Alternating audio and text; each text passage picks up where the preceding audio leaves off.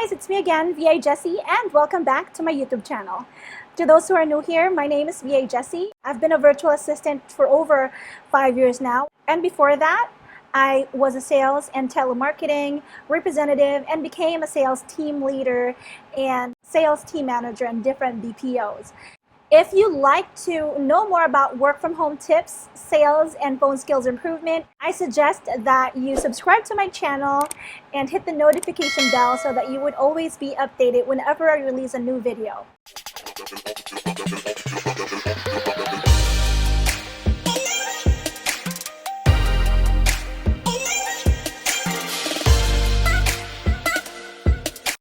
So for today, I am very happy to tell you that because of a lot of private messages that I'm receiving from my followers and a lot of requests from my mentees, I would like to let you know that I am going to continue providing a free tutorial for real estate appointment setting. And previously, I was able to discuss a different real estate appointment setting tutorials for investors, for if you are a virtual assistant, for investors, or for wholesalers. And my actual niche is actually calling for brokers and real estate agents or realtors, and that's what our next tutorial series would be all about. For today, we're going to talk about calling expired listing. In my previous video, I talked about different real estate appointment setting terminologies.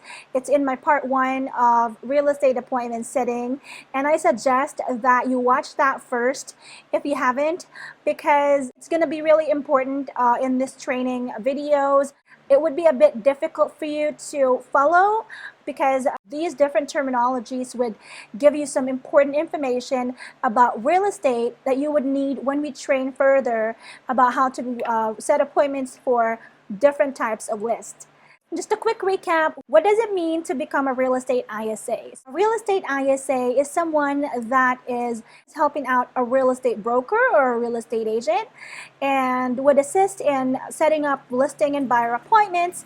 You could also be someone that's doing admin tasks for them, or someone that's managing their website, their listings, the MLS, the postings, and just basically doing a lot of different stuff for them to help them out with their productivity and to help them out with engaging or connecting to their buyers and sellers. If you want to know why you should be learning about it and what's the benefit of becoming a real estate ISA, you should also watch my previous video where I discussed about a lot of information about it. What we're going to talk about is how to handle different types of lists for realtors and what kind of script you are going to be using. So for today, we're going to talk about number 1, expired listing. If I'm selling a house and I want to hire a realtor, I'm going to sign a contract, and this person or this realtor would have an ability to sell my home for the next 6 months, hoping that this person would be able to do it before the contract expires. Now, if the contract expires, typically it's 6 months, but sometimes there are short-term agreement between the realtor and the owner. But basically, if the contract expires and the agent still was not able to sell the house, that is what you call an expired lead, right? Expired from the word itself, the listing expired. If a contract expires, typically the house did not sell. Why did I say typically? Because sometimes there are glitches in the system that the listing expired but the house got sold, or the listing expired but the house has been taken off the market for a long time. Those are, different sort of technicalities that sometimes happen. But most of the time, an expired listing is expired because the house did not sell.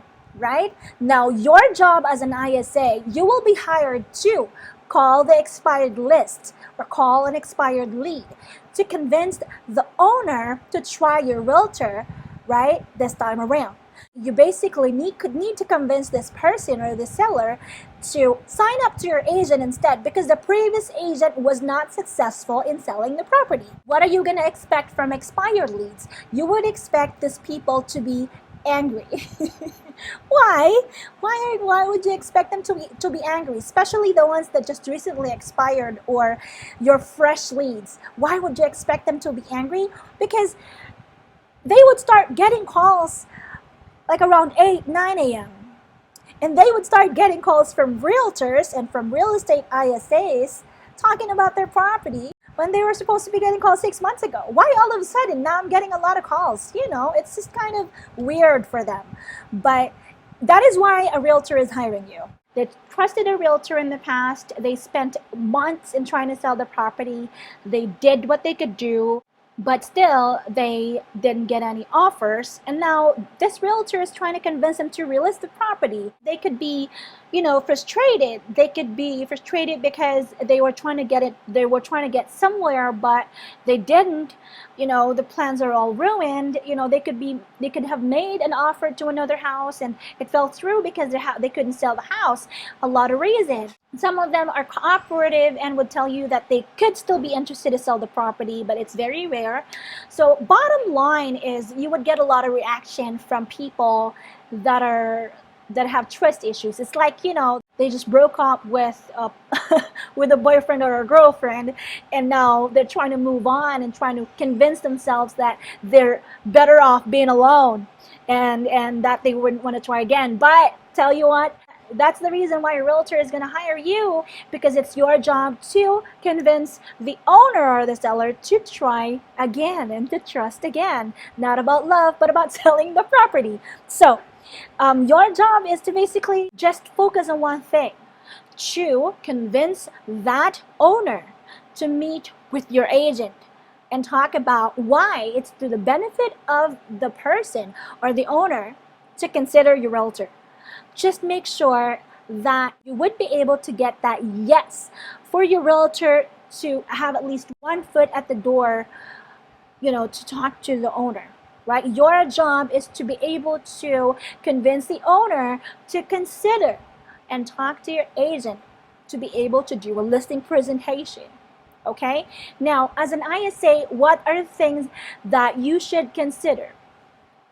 That's what I'm going to talk about next time in our next series, and I'm going to talk about what are the scripts that you should be using, what are the things that you shouldn't be doing, what are the words that you shouldn't be saying. So I hope that you guys could stay tuned and watch my next video about how to become a real estate ISA part 2. For today, that's it guys, and I'd like to thank you so much for spending time with me today, and I hope to see you again next time. And if you have other friends or families, or if you could just, be so kind to like this video if you liked it, and then hit the notification bell and you subscribe please, so at least, you should help me. It's for free and it wouldn't cost you any harm, so just please do it.